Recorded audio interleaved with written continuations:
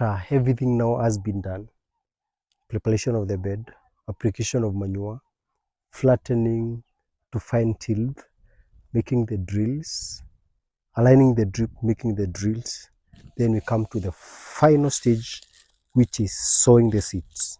And as you can see, I have the seeds with me, and now it's show time to sow the seeds as we wait for 4 to 5 weeks to transplant them. And it's very simple. You just hold your seeds, remember the drills that we made, then come dropping the seeds per the drills. Remember the drills, so we come dropping them and making sure just they are scattered well.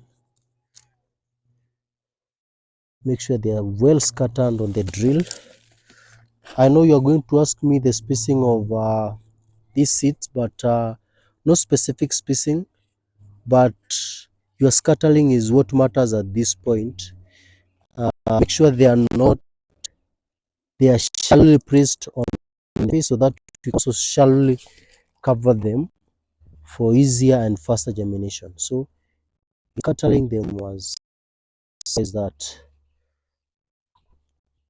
in 5 to 6 days they will have germinated. The germination percentage differs from the seed that you sowed. It's already dependent on the part. Some have 85 germination percent, others have 90% germination percent, others have germination percent. So it's up to you as a farmer, when you are buying seed, to buy the seed of your choice. Also consider the germination, because the good the germination, the expensive the seeds. So it's as simple as this. The interesting and the joy part of this is sowing the seeds. It's the very part of the job, because you do it, this is the final job, and you can destroy everything or make it to be the best. It's as simple as that.